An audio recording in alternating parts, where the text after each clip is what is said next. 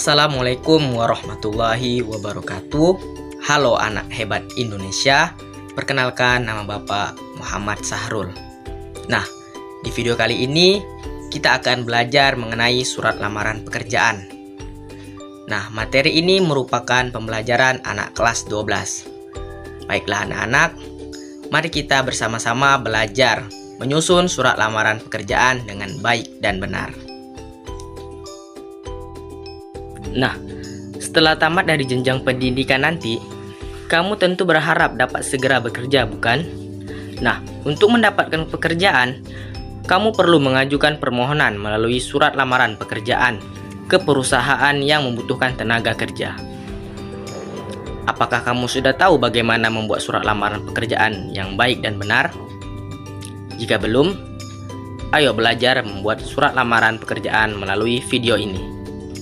Sebelum belajar, alangkah baiknya kita berdoa, meminta kepada Allah Subhanahu wa Ta'ala supaya ilmunya dapat terserap dengan maksimal, dan semoga pembelajarannya bernilai ibadah. Amin. Nah, sebelumnya cermati dua contoh surat berikut ini. Setelah kamu mencermati kedua surat ini, bagaimana tampak perbedaannya, kan? Apa yang membedakan dua surat tersebut? Iya, surat pertama adalah surat lamaran pekerjaan yang tergolong surat resmi, dan yang kedua yaitu surat pribadi. Nah, tentunya kedua surat ini tersebut berbeda dari segi isi, sistematika, dan bahasanya. Nah, sebelum pembelajaran dimulai, Bapak akan sampaikan kompetensi dasar, indikator, dan tujuan belajar agar kamu tahu arah pembelajaran kali ini. Kompetensi dasarnya ialah 3.1 mengidentifikasikan isi dan sistematika surat lamaran pekerjaan yang dibaca. Kompetensi dasar tersebut diuraikan menjadi dua indikator. Yang pertama, menentukan isi dan sistematika dalam surat lamaran pekerjaan. Dan yang kedua yaitu menemukan hal-hal penting dalam surat lamaran pekerjaan. Berdasarkan kompetensi dasar dan indikator tersebut, tujuan pembelajaran yang hendak dicapai ialah: yang pertama, kamu dapat menentukan isi dan sistematika dalam surat lamaran pekerjaan. Dan yang kedua, kamu dapat menentukan hal-hal penting dalam surat lamaran pekerjaan. Baiklah anak-anak, mari kita mulai kegiatan pembelajaran ini. Kita awali dengan menentukan isi dan sistematika dalam surat lamaran pekerjaan. Nah anak-anak, apakah kalian tahu apa itu surat lamaran pekerjaan? Surat lamaran pekerjaan adalah surat dari seseorang yang memerlukan pekerjaan kepada orang atau pejabat yang dapat memberikan pekerjaan atau jabatan. Surat lamaran pekerjaan berisi permohonan untuk bekerja pada suatu tempat. Bagaimana isi dan sistematika surat lamaran pekerjaan? Isi surat meliputi bagian-bagian yang terdapat dalam surat lamaran pekerjaan dan hal-hal yang harus ada dalam surat lamaran pekerjaan yang tersusun secara sistematis. Secara umum, sistematika surat lamaran pekerjaan meliputi tempat dan tanggal pembuatan surat, lampiran dan perihal, alamat surat, salam pembuka, alinea pembuka, isi, penutup, salam penutup, serta tanda tangan dan nama terang. Nah, baiklah anak-anak, silakan kamu cermati surat lamaran pekerjaan berikut ini. Selanjutnya, marilah kita bersama-sama menentukan isi surat lamaran pekerjaan sesuai dengan sistematikanya. Nah, pada bagian pertama, yaitu tempat dan tanggal pembuatan surat. Penulisan tempat dan tanggal pembuatan surat ditempatkan di pojok kanan atas tanpa tanda titik di akhir, karena ini bukan merupakan kalimat.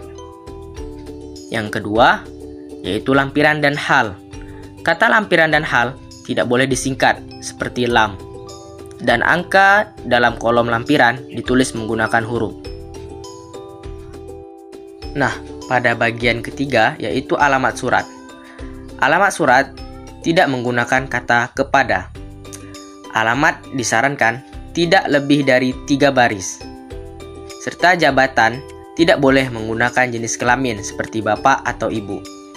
Kemudian, tulisan jalan pada alamat tidak boleh disingkat.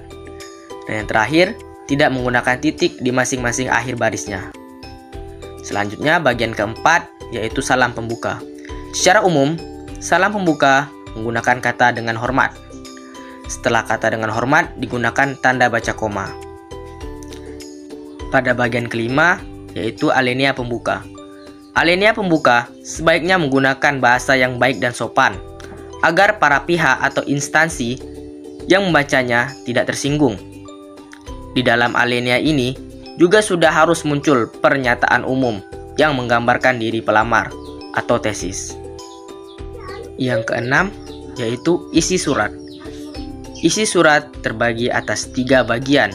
Yang pertama, identitas. Yang kedua, maksud dan tujuan.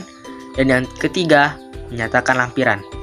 Nah, pada bagian identitas, isi identitas berisi keterangan berupa nama, tempat tanggal lahir, alamat, pendidikan terakhir, dan dapat ditambah lagi sesuai dengan keperluan. Di dalam menuliskan keterangan tersebut, huruf awal kata digunakan huruf kecil. Yang kedua, yaitu maksud dan tujuan. Maksud dan tujuan merupakan keterangan tentang alasan pengirim atau pelamar pekerjaan menulis surat. Dan yang terakhir yaitu menyampaikan lampiran. Dalam lamaran pekerjaan terdapat beberapa lampiran tentang syarat yang sudah diminta oleh instansi yang membutuhkan pekerja.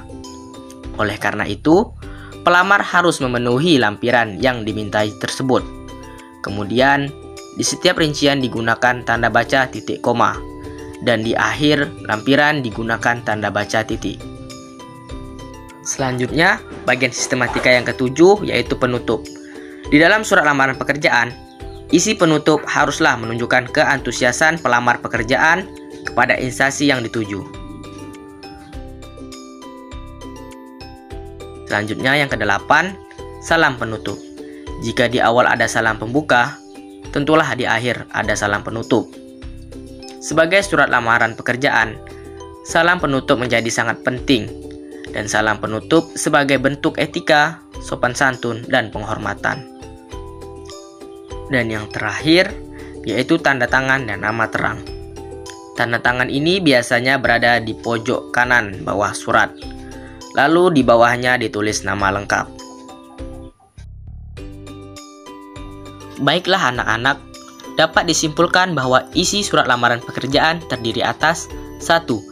Tempat dan tanggal pembuatan surat. 2. Perihal dan lampiran surat. 3. Alamat surat. 4. Salam pembuka. 5. Alinea pembuka. 6. Isi surat. Isi surat terdiri dari 3 bagian, yaitu identitas, maksud dan tujuan, dan menyatakan lampiran. 7. Penutup. 8. Salam penutup. 9. Tanda tangan dan nama terang. Nah, semua bagian tersebut tersusun secara sistematis.